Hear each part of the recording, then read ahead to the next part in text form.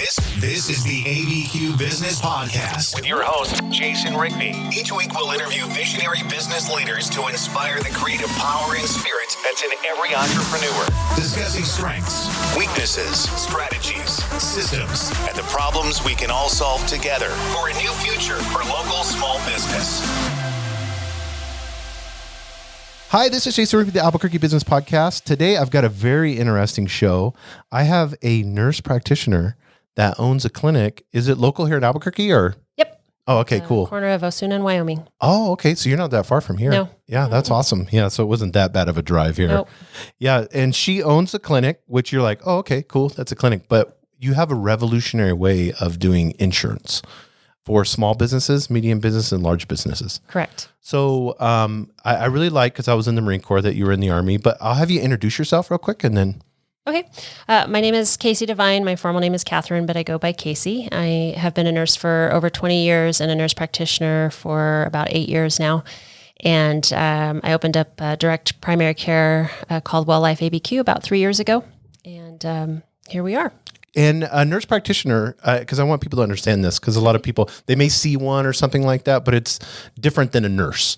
A nurse practitioner, you're having tons of education. You're pretty close, as far as I'm concerned, because I've talked to nurse practitioners, you're pretty close to a doctor. You prescribe drugs. There's, you're going to get the, pretty much the same level of care that you would with a physician assistant or a doctor, right? Right. A doctor might argue with that statement. But, I have comments on YouTube video. Yeah. All your nurse practitioners have a master's degree, and in a day-to-day primary care level of working with a patient, you're not going to see much difference. We can write prescriptions, we can order labs, we diagnose and treat. So yes, on a functional level, we're the same at a primary care level. Yeah, sometimes sometimes the care is like a little bit better. It seems like, because with the nurse practitioner, because they're taking the time, they're listening to you, and that's something we're going to talk about with your clinic. Yeah, that's different, and I want people to get that, because how many is it? 5 minutes usually you'll see somebody, and they move you from. They even have the move from room to reset your clock. I mean, it's almost like a system. Because I've gone into emergency room before and watched. I went with a friend and watched the whole. There's such a system involved in all that. To take somebody that's waiting 4 hours and have them go through this process. Where they're getting the blood work done, they're getting the blood pressure, and they've gone to like 5 rooms, right? And they haven't seen a doctor yet. It's been 4 hours. Mm-hmm. So with your clinic, let's start. I want to start there with the level of type of care that you do before we get into with employers. Okay. Because if you're a small business owner, your medium business or large business, we're going to talk about an alternative. But I kind of want to get people understand. You have this chart on your website, and it's welllifeabq.com. Yes. And I encourage people to go to that. But you have a chart on here where it kind of goes into detail a little bit about direct primary care and then insurance-based care, and kind of what your clinic does. Like I said, spending extra time and stuff like that with the patient. So kind of what's your philosophy at your clinic? Yeah, so direct primary care, I didn't make it up. It's a revolution that's happening all over the country. And the concept is that a member would pay a membership fee per month. Ours is $75 a month. But what that gets you is unlimited visits with no copays and a much better visit. Our typical follow-up visits are 30 to 45 minutes. Our new patient appointments are an hour to hour. 30 minutes to 45 minutes you're going to spend with somebody. And the average statistics for insurance is a 5 to 7 minute visit with their provider. So you have a lot of time with your provider to really get into what's going on, where we have time to listen, talk about nutrition and lifestyle and how your lifestyle is impacting your health. And then we can talk about supplements and medication as well. But we can really get to the nuts and bolts of your health with that kind of time. So supplements, that's that's a word that you don't hear when you go to. Yeah. So you guys are saying, maybe you need this type of supplement or like vitamin D. I know that's a big one. Yeah. Absolutely. In fact, we do extended testing. So normally at a normal doctor, you're just going to get your standard lab testing, but there's just all kinds of labs out there that can do nutritional testing to really see what somebody might need nutritionally. So, we couldn't do this if we did an insurance-based care, because we wouldn't have time to go over the lab results. Right. And really talk to you about the things you need. Yeah, 5 to 7 minutes. I mean, I imagine, what's the average physician, assistant, nurse practitioner? Are they seeing 30, 40 patients a day? You see a lot of ranges, but yeah, a solid 8-hour day, it's probably 20 to 25. And then if you're in a 12-hour day, you're pushing into the 30s. Wow. So you probably. guys are seeing 7-8 patients. Oh yeah. Yeah. Yeah. You forget what somebody looked like by the time you get to the end of a day. Yes. You can't remember the first patient at all. Yeah. So charting and all that and getting notes and putting into the computer system. Yep. I mean, I can imagine all of that, trying to remember 20, 30 people. Yeah, you can't. You have to chart right away. You can't wait to the end of the day. Ah, that's crazy. So with you guys being the direct primary care and then being able to, how does that work? How can it be cost efficient to sit with somebody for 30, 45 minutes and we'll get into it with the pricing that you have. Right. I get that a lot. Actually, people says it sounds too good to be true. Yes. How could you do it for so little? It can't possibly work. Well, insurance-based care, when you file for an insurance claim, the provider, they don't always get the money. Right. They have to call. They have to deal with denials. Maybe they didn't code it quite right. They didn't put the modifier number in just right. And so then they just don't get paid at all. Or they have to hire somebody to track down every dollar. And so the current statistic is about 0.6 to 0.7 of an employee per provider just to get the money for from the insurance company. Wow. And so obviously that's going to make the provider need to see more patients because they have to pay this other person to track those payments down. So a clinic could have 2 or 3 people sitting there doing stuff like that. Big clinics have total back offices doing that kind of stuff. That's all just they do. To try to get money. Yeah. And so I imagine the forms are complex and everything else, time consuming. Yeah, and they're on hold for hours trying to deal with denials and claims. It's unbelievable. That's crazy. that it would be that. You never think of that. You're always thinking of it as being, I went to the doctor, everything's fine. I gave my insurance. I paid my copay. Right. And that's something too, you don't have a copay. No, with the $75 a month, there's no copay. We try to just make it very simple. We also have 24/7 telemedicine. So if it's 2 a.m. and you want to know what to do, you can call telemedicine. If they feel like you need a prescription, you'll get a prescription right away. If they think you should go to the emergency room, they'll tell you to do that too. But you actually can talk to a provider 24/7. And you said $75 a month. Correct. Yeah. That's the part that blew me away because I was like, if I'm going to talk to somebody, I told you that off air. I was like, if I'm going to talk to someone for 30, 45 minutes, I would think it would be $75 for one visit. Right. And you're saying $75 a month and you pay that monthly and then your primary care is taken care of. It's taken care of. 80 to 90% of your care is primary care and it's taken care of. Yeah, that's nuts. And then on top of it though, you guys are not just looking at it in that format, you're looking at it on the nutritional side of things. Yeah, we're taking healthcare a step further. We're putting the health back in healthcare. And so that means like specifically, are you guys like looking, so let's say you have a 40-year-old woman that comes in there and she's an entrepreneur and she's working 12 hours a day or whatever. And I know we won't get into this heavily, but I know you're going to sit there and assess her, go through her lifestyle, her food intake, what she's eating, her hours that she's working, the amount of sleep. How would that process work? We kind of meet the patient where they're at because some of our patients really just want their cholesterol medication and they want to leave. They don't really want to talk about it, and that's fine. So we're meeting you where you're at. But for the person that does want to talk about how their sleep is impacting their life and their nutrition, we're prepared to talk to you about it. That's crazy. Through it, and check your labs and see how it's impacting, how your diet is impacting your labs, and looking into things really. Yeah, because I've got my labs multiple times, and to try to go online and go through each of those numbers and try to figure it out, our doctor will look at your labs real quick. He's going to spend 5 to 7 minutes with you on it, like you said. And it's like, well, I had questions concerning this, or what is this? Like white blood cells. What does that even mean? So that's interesting. So you guys actually take the time to go through the lab work with? Oh, absolutely. Yeah. In fact, you mentioned the entrepreneur. 40-year-old woman working, she's busy. We can do a phone consult. We can email her labs to her and explain them via email so that our patients don't always have to come in for all their care. Oh, they can get it remotely as well for their convenience. Most of our patients actually like to come in. But for those that don't, or some of our patients live a little farther away, they prefer that remote care option. So how it's still boggling me, for $75 you can do this high level of care. I would think it would be something that we just had her phone go off, but you're busy. You're, And I forgot to turn it off. No, that's fun. Mine will probably go off here in a second too. But, no, but it's just like, you would think something, that level of care would be something that you would go to some clinic in Scottsdale and pay big money for. You know what I mean? Yeah. It's popular all over the country, but the model is this around $75 a month. And the model that most people compare it to is concierge care. And that's a much more expensive type of care. I don't know that they're necessarily getting better care, but it is more expensive. Right. And so, but we're more of a bringing that kind of care to the masses. Right. And it works. It's not just my clinic, it's all over the country, and it's just working everywhere. So you have nurse practitioners there, you know, at your clinic, and they not seeing that many patients, you know, so because the model seems like, you know, you would need to be seeing 100 people a day or something, you know, right, to get the 75 a month, you know, I mean, when you, and I don't need to get into the financial model of it, but so you're going to have more nurses there.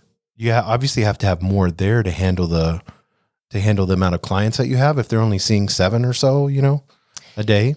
Yeah. So our nurse practitioner, we only see, 6 or 7 patients a day officially, with a full panel. And, but patients don't wait. Our waiting room's empty. We have a shared parking lot, so our parking lot's not empty. But if we didn't, our parking lot would be empty. We'd look like we were out of business because people don't wait. It's That's crazy. So you're not waiting in the waiting room. Nope. More time with the provider, less time in the waiting room. It all sounds like too good to be true. So our clinic doesn't have that frenetic feel of a typical clinic where there's people everywhere, running everywhere. It's, you're welcome, come on in, let's get your vitals. Wow. Go have a seat. Yeah. In fact, we only have 1 exam room per provider. So we're not even putting 2 to 3 patients waiting for the provider. Right. Yeah, exactly. Yeah. It's stacking them up, we have plenty of time between patients. So patients rarely wait. Yeah. That's amazing. Yeah.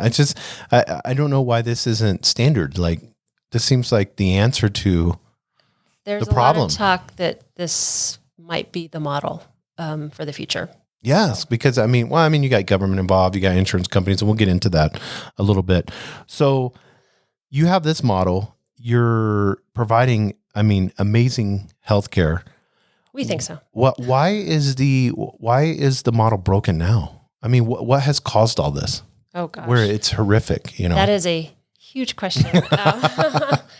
For like a layman person, like somebody that's listening, because I have business owners that are listening, but they're obviously having, if I have to go to the hospital, I know I'm going to wait 4 to 8 hours. Yeah. So why did this happen? Probably because insurance companies got involved and started paying for our day-to-day healthcare expenses. And so when that happened, the prices became not transparent. And when a consumer doesn't know the price of something, they're not going to negotiate the price. Right. And our model is, here's the price, here's what you get. And we haven't even gotten into this, but here's what your labs are going to cost if we don't want to use insurance at a greatly reduced price. Here's what your medications are going to cost. Our model is all about telling you what things are going to cost beforehand. We have a motto of no surprise bills. And so the insurance companies getting involved and they have their place in catastrophic care for sure, but getting involved in the day-to-day really messed up our pricing. Right. You can't call a typical doctor's office or the hospital and ask them how much something is. They won't be able to tell you. Right. But I think, everybody seems to be getting healthier, for the most part, especially, like I have a lot of entrepreneurial friends and they're, I lift, I go hiking, you seem extremely healthy. I don't need, unless I get in, like I said, unless all of a sudden I got cancer or a car accident or something, I just want to get my blood work, make sure everything's good to go, kind of look over everything. I'd rarely need to go to the doctor. You know what I mean? Right. So this seems like this is the future. Right. I think so. So, what caused you to get involved in this? Was it seeing, people suffering through the whole process? Like most things in life, I just stumbled right into it. I was looking at opening a clinic, but I knew I didn't want to do something insurance-based because I knew it was very difficult to succeed, if not impossible. And so I explored different options, and I stumbled across a little paragraph about direct primary care and started reading more about it. And so it was like online, right? You just were reading something, it was a book, oh, it's a book. Oh, okay. It just clicked in my brain that this is this is where it's at. This is it. This is how I want to practice medicine, and this is what patients want. I would think you would feel good. I mean, like at the end of the day, you're like, okay, I wasn't rushing people. They weren't waiting. They're not exorbitant prices. And like you said, we're going to get into that because everybody that's listening is going to be shocked how much lab work is and how much generic prescription drugs are. We continue to be shocked, and we see it every day. Yeah, and we'll get into that little chart or whatever. So, so the insurance companies come in. And then are they the ones that are setting prices for things, or how is that? Oh, there's so many smoke and mirrors. It's really hard to say. There's two main players that are in the middle, two middlemen. One's the insurance company. The other one's the pharmacy benefit manager. And there's a lot of smoke and mirrors involved in the prices and the price inflations that go into your visit claims, your medication claims, your prescription claims. People are paying certain things, and insurance companies and PBMs, the pharmacy benefit managers, are getting what they call rebates. We would call them kickbacks, but they're getting stuff back from the drug companies that we don't even know happened.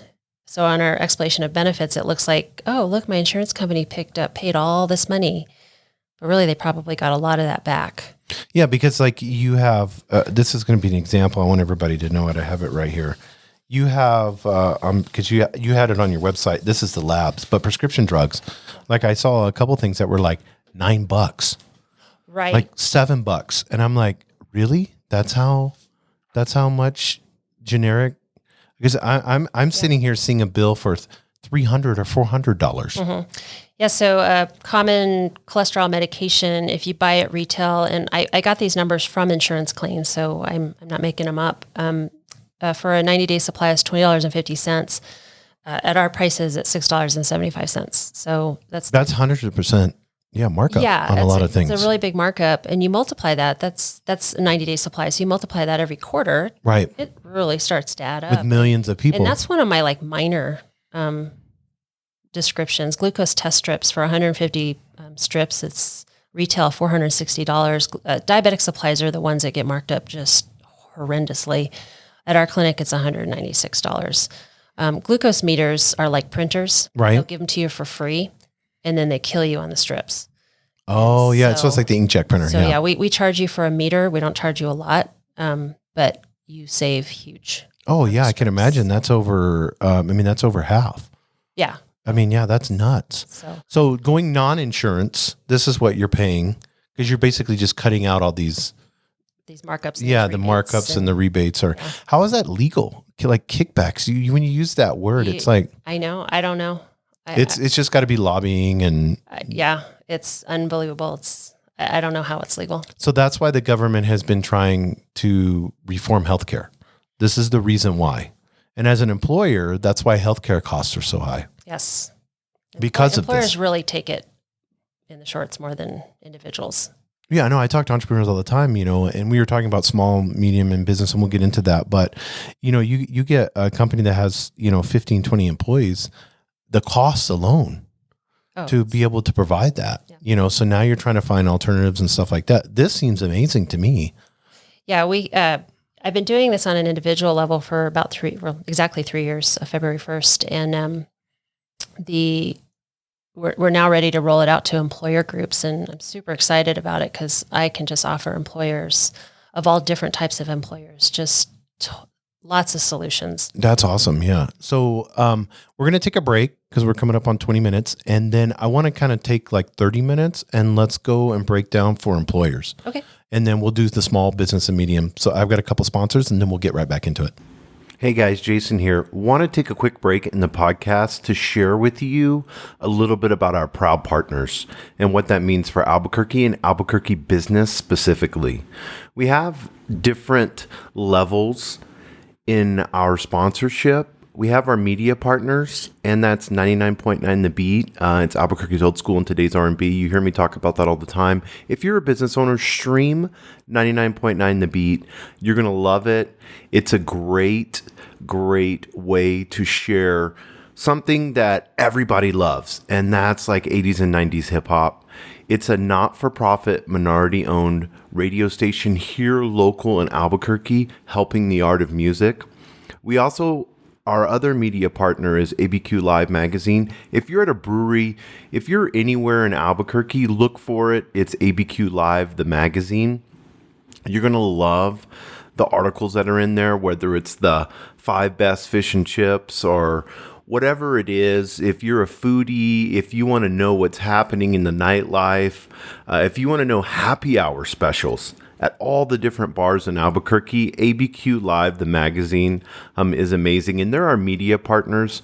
We also have Visionary Partners, which is my marketing and consulting company, Rigby Digital. And a visionary partner is those that help plan for a new future in Albuquerque. Then we have a program of Trailblazer.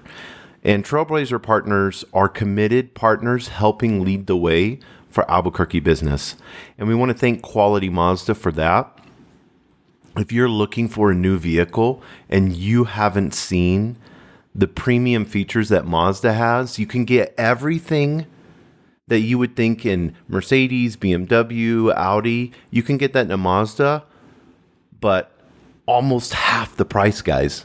It's amazing. If you haven't looked at a Mazda here lately, I encourage you to go into Quality Mazda on Lomas Boulevard. The staff is amazing. It's not your typical sales. I wouldn't put a car dealership on my website if I didn't think that it was the best. So I appreciate Quality Mazda. I appreciate the way that they're transparent on it with customers. And I want to thank you guys for supporting these. And then finally, our pioneers. And our pioneers are exploring and finding new ways to chart the course for new business in Albuquerque. And we have a tech company. It's Tartle. So it's tartle.co. Sign up with them. It's free. They want to give you the opportunity to earn money for your data. Facebook, Google, all of them are taking your data for free from you and then using it to exploit back to you advertising. And Tartle.co takes control of that. So you can sign up. It's free, and it's free to earn money. And you get paid for the data that you use online. So I want to thank our visionary Trailblazers and Pioneer for supporting and championing local business here in Albuquerque. So I'll let you guys go back to the podcast. Thank each and every one of you for listening. And we're back. And I want to get into a little bit about the employer side of things. So if we could take, like I said, the next 20, 30 minutes, let's get into, and let's start with like small, and you were saying like small employers would be like if they have 5 to, 5 to 25. Right. Yeah. 0 to 25. Yeah. 0 to 25. Yeah. So if it's like a husband and wife and they have, 1 or 2 employees, this is still, if somebody has like 3 employees, you're good with it? Oh, absolutely. This, for the small employer, this may be the only benefit that the small employer can afford to offer. Right. And we do have some catastrophic things we can talk about with them that they might be able to also add in for an affordable price. But really, this might just be the only thing. But that's 80 to 90% of employees' needs. Right. And it's not perfect. It doesn't cover everything, but it's more than you were offering before. So yes, exactly. Yeah, so if I'm a small employer, I'm going to pay a monthly fee for them. Yes. And then they're going to be able to have this amazing healthcare. Right. And you can actually kind of set it up the way you would set up insurance, where you say, okay, I'm going to cover 100% of their membership, which covers all their visits. Right. And then I'm going to pay for 20% of their medications and 20% of their labs. And so you can set that up with us. And that kind of sounds shocking because you're like, oh my gosh, I don't want to pay for that. Right. But really our medications and our labs are so much cheaper, and we haven't really talked about that yet. But that's, in that manner, you would actually be functioning a lot the way insurance would cover their needs. Right. Well, they're not having a copay, right? Right. And then let's get into that. So let's get into labs. I have it right here. This is amazing. I want people to know this because if you're getting, so like typical lab blood work, when they send you to go get lab work. Yes. That normally costs what? Oh my gosh. Okay. So your typical lab, and I have a real world example. So we had a member, it was about a year and a half ago, and I had ordered my kind of common set of labs, and our price is about, for everything including hormones, about $110. So this is thyroid, everything that you would get at a normal doctor. We're checking your vitamin D, your iron level, and all your hormones. Just over $100, $110, something like that. So for whatever reason, she went to the lab. I think we weren't open early enough and she wanted to get to work. So she goes to the lab and they put all of her stuff into the computer and told her that'll be $1,100. Wow. So your eyes just opened huge wide. Right. That's pretty much what happened to her. And she said, you know what? Go ahead and cancel that. And so she came to us that same day. Right. And we drew her labs for just over $100, sent those labs to the same lab on the same day for the same tests. And it was 100% cheaper. Yes, that is crazy. Yeah, I know, because you have lists on here, like a thyroid panel's like retail $502 and it costs you $21. Yeah. So I could go in there, $21. $20. One of my own nurse practitioners gets thyroid panels done frequently, and her piece of using insurance, her piece of the thyroid panel is over $100. Wow. And her jaw dropped when I told her, I was like, why don't you just come here and get your thyroid panel? It's $21. That's crazy. Yeah. Well, I mean, like a female hormone panel for $43, $47. Testosterone for male, that's a big one now. All the guys are wanting to do that, my age and older. $197, $13. $13. Yep. To get your testosterone test is $13. That's it. That's crazy. It's shocking to me. It continues to be shocking to me. Yeah, that's nuts. nuts. The advantage of contracting directly with the lab. So you have, so let's say they have 10 employees. They can be able to provide this service. Now, specifically, how does the process start? Like like I have an employee right now. He's like, yeah, I have 10 employees and I want to contact you. How would that process work? They would just reach out to me or my practice manager, and we sit down with them. How many employees do you have? What are your needs? What are you looking for? When do you want to start? Do you have any questions, of course? And then we can make our plan, kind of adjust it to their needs, whether they want to cover none of the medications, none of the labs, a percentage, whatever it is they want to do. We do require that they pay 100% of the membership, if they're going to do it. Right. You know? But it's pretty simple. Just tell us what you need, how many employees, give us their name and email, and we get everybody up and running. And for our employers that have more employees, like 10 or more, we'll go out to you and sit with each of your employees and how many ever meetings we need to do so that we can explain it, because we understand it's nothing like anybody's ever seen before. Right. Exactly. So the employees don't get it either. We have to talk to them. So. Yeah. No, I don't think they would get it until you had one or two of them come, and then you're sitting with them for 30 minutes. Yeah. Yeah. And then it's kind of one of those things. Yeah. Right. Yeah. That's wild. So, you can choose whether they pay for these labs or they pay for these, but regardless, they're still going to get hugely discounted pricing. Right. I mean, 20% of labs for the employer, that's probably going to be about $20. Yeah. You know? This is just crazy to me, because people are paying tens of thousands of dollars for, health insurance. Or they don't go at all. Yes. Or they don't go at all. They're terrified of that lab price. Yeah, and exactly. We've all gotten the surprise lab bill, I think. And I think that's the worst part. And you have that on your website, which I really like, is a lot of people are not getting healthcare like they should, because they're so worried about the cost with it. Yeah. Even people with insurance. Yes. They're terrified to go to the doctor because they don't know what's going to cost them. Right. With this, they know what it's going to cost them. And then they can be able to get that healthcare that they need before something bad happens, long term. Trying to keep people healthy. Yes. Yeah, exactly. So let's go into like a medium business. So if I over 25 employees? 25 to 50 is your typical medium business. They're our hardest client, actually, because they usually already have health benefits in place, which are just killing their bottom line. Right. And at first, we're really just an added cost. We're just another $75 per month. Right. Because we don't right away decrease their premium costs, because they're paying the insurance premiums no matter what. The following year, because they have reduced claims, they have reduced visit claims, they have reduced lab claims, they have reduced medication claims for all the employees that are using us, that's when we might start saving them money. Theoretically, their premiums should go down because they have less utilization. Oh, okay. But at first, we're just an added cost. But where we really shine for that middle group of employers is that most of them have switched to the high deductible health plan. And so now these employees have these $5,000 deductibles that they can't meet. Yes. It's terrifying for them. They can't go to the doctor. They can't get their labs. Some of them can't even get their medications because they can't pay up to their deductible. So they're afraid to go to the doctor. And so we may not shine exactly on the bottom line, but we do really fill in that gap of that high deductible health plan. So we can really help with the pain. Right. Yeah. So, I mean, if you're out there and it's something like if you want to, I mean, obviously if you have a culture where you're taking care of your employees. Yes. We work for people that care for their employees. Yes. Yeah, Absolutely. exactly. Yeah. So, I mean, something like this would be amazing for them. And like I said, once one or two of them go, they're going to talk amongst each other. Yes. So, kind of your bigger businesses here in Albuquerque would be over 50 employees? Yeah, typically over 50 employees, that's where they start to become what's called self-funded. Okay. And so instead of paying an insurance premium necessarily, they just pay for all the employees' health care. So they're paying for all the medications, all the labs, all the visits. They're paying for it all on the back end. And what we call the insurance company is the third-party administrator that's just really managing the claims and doing the paperwork and taking their cut, which is legitimate for them taking the cut, but it's the markups that are really killing the self-funded employer. Right. Yeah, exactly. But when you're coming to a large, that's where you're going to be able to save them money. Oh, that's where we really, really, really shine.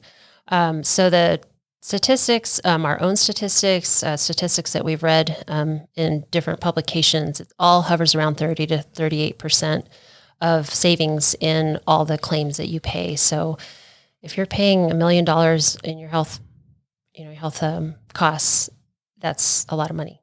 That's crazy. Yeah. Yeah. I mean, when you think about it, 30%. Yeah. I mean, that's the bottom line. That's yeah. Huge. If you could save your employer 30% on their health costs, you would be a hero. Yeah. So any human resource person that's out there listening too. Yeah.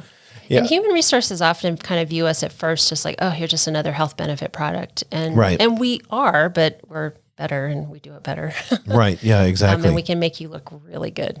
Oh, yeah, I can imagine. Yeah. So, and then of course that would be the same thing. You would go out there and talk with them, have, meet with whoever you need to meet with to make sure. Yeah. In our larger employers, we're going to go out there more often. Right. We could even do a thing where we come 2 or 3 times a year just to make it simple for employees to come do their yearly labs and that kind of stuff. So and then understand, because I think everybody's going to be skeptical.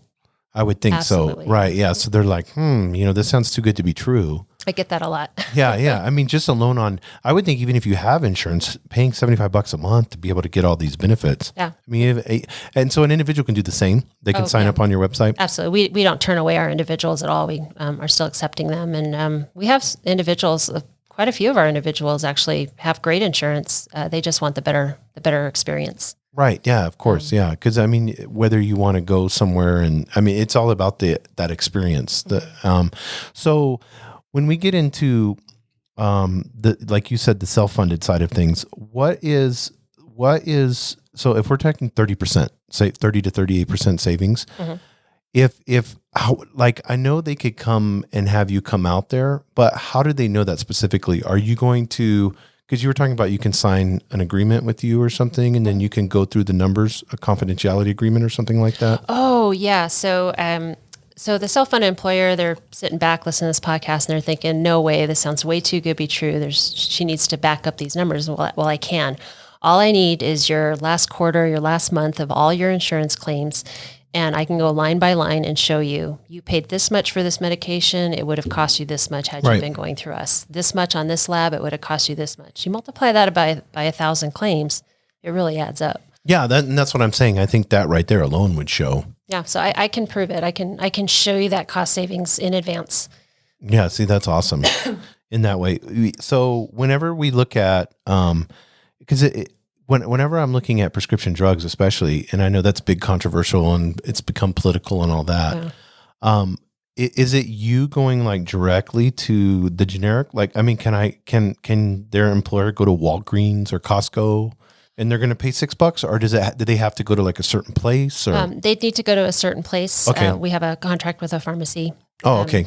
In town, and they so the pharmacy loves it too because now they're actually getting paid where a lot of times the insurance company doesn't pay them. Really? So they lose money on prescriptions. Whereas with us, they love to see this direct relationship where they know that they're going to get paid this, X amount. So if they go to Walmart or Costco or Walgreens or something, they're not making, Costco and them aren't hardly making any money on all that stuff? Or? Well, obviously pharmacies are making money because there's one on every corner. Yes. Yeah, exactly. But it's gotten a lot harder. And with the insurance and all that. Yeah. It's a tough life, especially for your small independent pharmacies. And that's who we use. We don't use a Walgreens or Costco. Oh, okay, cool. So are those like local business owners?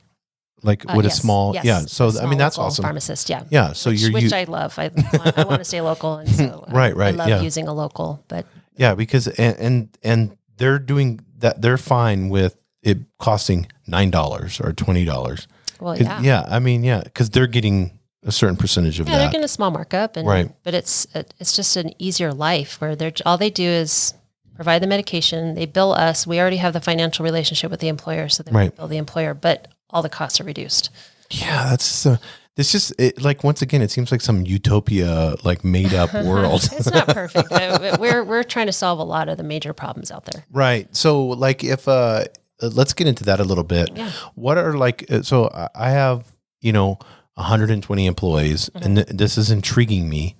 I'm kind of a little intrigued. You know, somebody's listening.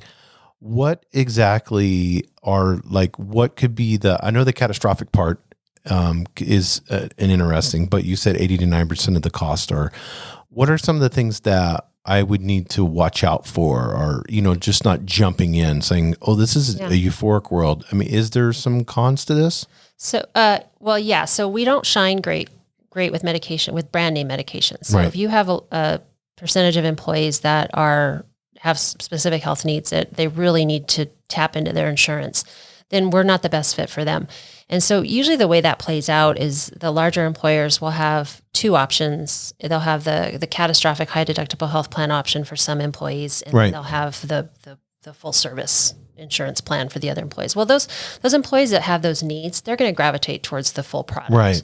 And so they tend to stay over there. So what we recommend to our larger employers is to say, okay, you have this kind of split group. Right. So why don't you attach the direct primary care to your high deductible health plan? Because that's the problem, is that these employees are now afraid to go to the doctor because they have this huge deductible. Right.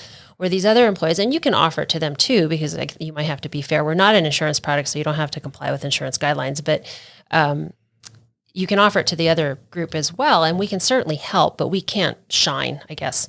Right. But with our high deductible health plan, you could just that could be just part of that program. Like, look, here's your high deductible health plan, but here's this other little benefit that goes with it.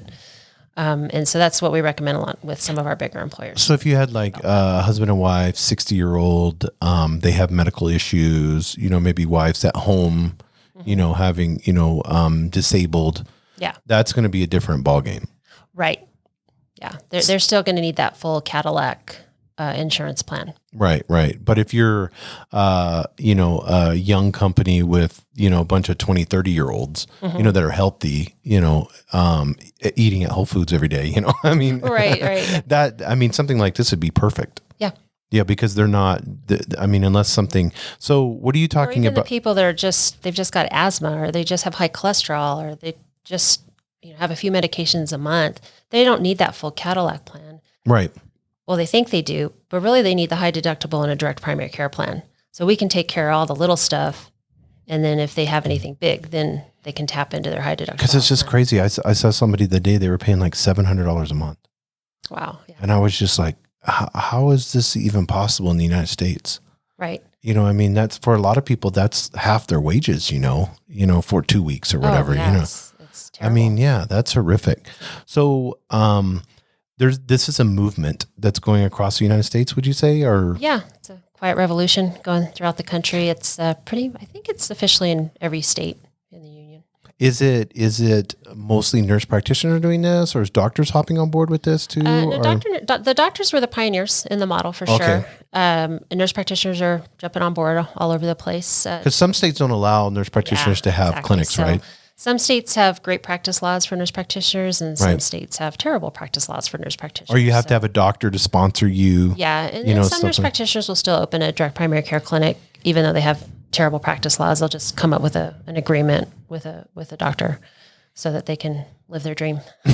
Yeah, exactly. But yeah, it's a mixed bag of what type of providers opening these clinics. And so, because you said most clinics fail. Like earlier on, you were talking about, is it just the cost and stuff? Insurance clinics. Yes, insurance insurance So clinics. your small insurance-based clinics are going to fail because there's so many regulations around every dollar that they get reimbursed that it's impossible. So you're spending more time, if you have 3 or 4 employees, you're spending more time messing with that than you are doing healthcare. Right. That's nuts. Yeah. So that's why you typically don't see these small independent clinics. They're usually these big group clinics because that's the only way you can survive in the primary care field with the insurance-based care. So how is the insurance companies viewing it? Obviously, you guys are the enemy, right? Are you so small? I don't know what they think. Are you so small and they're not worried as of yet? I think they're not so worried. There's some clinics in the country and some cities that are really making a huge splash. Right. And so they've gotten the attention of the insurance companies in those areas. And there's been some battlegrounds, some battle lines drawn. And some of these places are small towns. And so the hospital's the only way to get labs. There's not a lot of choice. Right. And so what they'll try to do is they'll try to shut down that lab to that clinic. So that, because that's what I think. I think they would lobby, and then each state would pass laws against it, and then next thing you know, that's a good point. So some states in our country actually have DPC laws that are good for DPC. Right. Some states have laws like that aren't good for DPC. There's no state that has an anti-DPC law because DPC is great. Right. And then there's some states that are mute. They just really don't have any laws. And New Mexico's a mute state. There's just really kind of nothing telling us you can or can't. But it would help our state more than anything because it's so affordable. And people are, like you said, people are afraid. I mean, aren't we like the second poorest state in? Probably, I think Louisiana's number 1 and New Mexico's number 2. They said Mississippi's around there, but Mississippi, yeah. But I mean, it's just sad when you see that. I mean, everyone, I would say majority of people can afford $75 a month. Yeah. In fact, one of the model clinics in the country is actually in Missouri, and it's actually most popular in the poorest area of Missouri in the southeast section. And so it really thrives in poor areas. Yeah, I would think so. Or an employee to be able to, pay $75 and then offer that 80 to 90% of healthcare too. I mean, this just seems like the future of healthcare to me. Yeah, absolutely. I mean, and so these clinics are just popping up now. Is there? I mean, I don't know if you know all this, but is it like exponential growth? I mean, in other states, or because I've never heard of it till I talked with you. There's a website called DPC Frontier, and they have a mapper, and so a clinic can put their own clinic on the site, so it stays pretty current, right? And so I haven't looked at it recently, but I bet there's a lot more clinics than there used to be. You would think, especially like in like states that are more progressive thinking or more forward, that would be something that they would be interested in. Yeah, I think it's in every state. And actually, one more thought. So President Trump, regardless of how you feel about him, he actually put out an executive order in June of last year saying that the Treasury Department needed to figure out their stance on direct primary care and get some things sorted out. So he specifically mentioned direct primary care in the executive order. So that protected, is that what it did? To protect it, to allow it to somewhat function, not necessarily as insurance, because we really don't want to be considered an insurance product because there's lots of regulations around that. We want to be able to just be a free market product and let the chips fall. If we do a good job, we do a good job. If we don't do a good job, people don't come to us. I mean, that is our one metric. I don't know why they didn't do insurance that way. Like make it like car insurance. Yeah. Insurance companies like to say, okay, well, what's your metric? What's the blood sugar level on a patient? And so that forces us to say, okay, no, patient, you need to be on insulin because I need to make my numbers look good. Right. Versus you need to go do diet and exercise for the next 12 months. And then we can talk about other things because now my numbers won't look good. But the direct primary care metric, the only metric that matters is how many members do we have, because that tells us how good of a job we're doing. If you don't that makes sense. I would have never. That makes total sense. Yeah. So, and then at the same time, if they're healthier, they're going to see you less. Yeah. We're literally invested in your health. Right. Because if we keep you healthy, you don't need us as much. Yeah, exactly. So, I mean, that frees up your time, at the clinic and stuff like that. Whereas they want you to be unhealthy Almost, it would seem like. I mean, I can use those words. Wouldn't want that. Yeah, but, most. You know, and we were talking about that before. You know, there's not a lot of people or a lot of providers that are nefarious in the sense of they're like, let me prescribe. You know, let me because I know we have an opiate epidemic here. You know, and I've talked to nurse practitioners, doctors, physician assistants, and you know, having those people coming in constantly wanting those. You know, especially in the hospitals and stuff like that. People coming in emergency rooms. And I don't think anyone's sitting there thinking, you know, let me give these people drugs, you know? Right. Yeah. I would hope not. I know I don't. I know there's but it's probably a very, very small percentage. Yeah. You know, I mean, it would be a monetary thing. You know, they busted clinics with stuff like that before. Oh, yeah. Right. Yeah. The pay to play. Yeah, exactly. Yeah. Or whatever it's called. Are you, I mean, from you looking at New Mexico, what do you see and hope for in the future here? Like, I mean, because you're from here. A lot of people don't know that. And we talked about it a little bit, but you're from here. I mean, you were in Hawaii for a while and then you were in the Army. But this is your homeland pretty much. What are you hoping that, are you wanting to start clinics across New Mexico, or are you just wanting to keep the ones here in Albuquerque, or what, like, what's your future and vision? I really haven't thought out that far. I do want to cover Albuquerque. So east side, west side, south side, just kind of have like this whole employer type of model where their employees can access us all over the city. But beyond that, I hadn't really thought about it. If I have an employer that has offices in Santa Fe and Albuquerque, what I would more likely want to do is contract with a clinic in Santa Fe to offer these services versus opening up our own clinic. Right. But I'd have to make sure that clinic was performing well and yeah, of course, have the same philosophy and level of care that you have. Yeah, because I mean, I could imagine opening a clinic would have to be pretty expensive.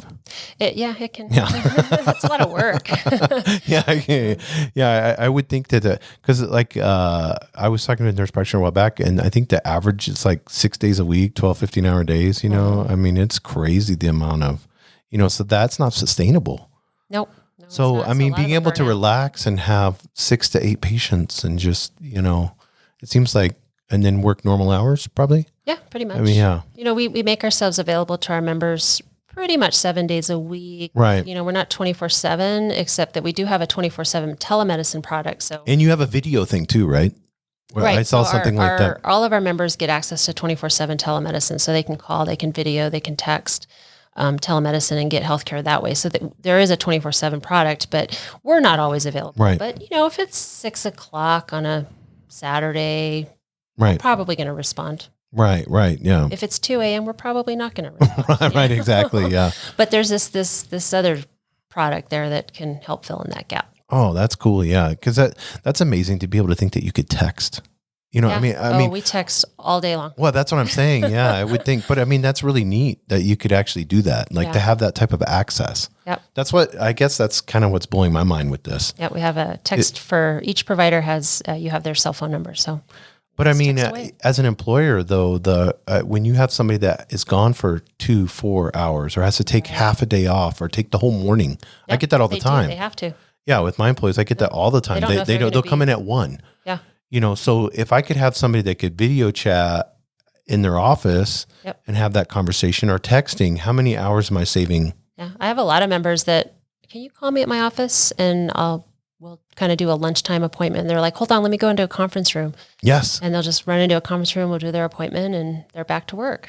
Yeah. I mean, that alone is worth $75. Yeah. For employers, especially. Yeah. We like to say we try to keep your employees at work when they need to be at work and away from work when they should be away from work. Yeah. I mean, so that's if they're beautiful. Sick, we tell them that you shouldn't be at work. Yeah. That's an intangible though, that a lot of people I don't think realize, because that's all you need, because you're waiting 2 hours to talk for 5 to 7 minutes to somebody. Yeah.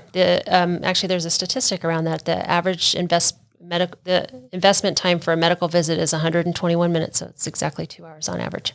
That's crazy. Yeah. So yeah. And then by the time the commute and the drive and for them just tell you got the flu, you know, take fluids. Right. Can't do anything for you.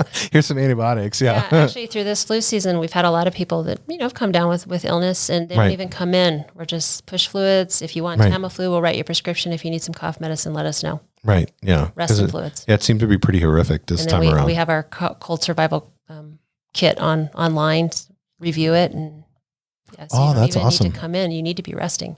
Yeah, exactly. And then we've had a few who need to come in because they continue to be sick and we needed to get a chest x-ray and stuff like that. Right. But, for the most part, stay in bed. Yeah, that's wild. Yeah. That's just so cool. I'm glad that, we reached out and we're able to share this with the, employers that are out there, because I think it's a revolutionary new model that needs to be pushed. And I hope excited about it. And I hope that as an owner, don't, you could sit and have a 20, 30 minute meeting with. Oh, absolutely. And then go over it with you and let them, just that to be able to, cause it's almost like feel good to me. Like if I'm an employer, and I know that my employees are getting this level of healthcare that's this high. Mm-hmm. This is something that, like I said, it seems like something that you'd get in Scottsdale or something, mm-hmm. to be able to, and we so deserve it too. Yeah, exactly. But to be able to have that amount of time where I know my employees are getting, that has to make you feel good. As an employer, and I think those are the type of companies that you would want to work with. Yes, we're definitely interested in employers that care about their employees. Employers that have high turnover, it doesn't work so well for. Right. Because we do develop a relationship with the employees, and so we try to target employers that truly care and don't have high turnover. Yeah, that would be something. Yeah. So that would be. So let's go. Website again is welllifeabq.com. Yes. And that's where they could go and get more information? Yes, /employers. /employers. Yeah, I saw that. You have that on the little tab, the employers. And then, and on there they have a number if they wanted to call or whatever. Yep. And they have all that. Well, this has been awesome. I really thank you for coming on and sharing this with Albuquerque, because I think this is going to revolutionize healthcare from what I'm seeing. I do too. Yeah. So, and I think this is the future. This solves a lot of problems. It does. Yeah, especially, and I think for employers, it solves a lot of problems. So I encourage everyone, go to www.welllifeabq.com and schedule a meeting. Yeah, schedule a meeting with us, and we will sit down with your individual needs and talk about it and see if we can help you. And not only help your employees, but help them save money. Yeah. So I think it'd be perfect. Well, thank you. Appreciate it. Thank you for joining us on the Albuquerque Business Podcast. And thanks to our sponsor, RigbyDigital.com. Make sure to subscribe and share. And go to abqpodcast.com. Get show notes, resources, and links to everything we talked about today to help you navigate your journey as an entrepreneur and business owner.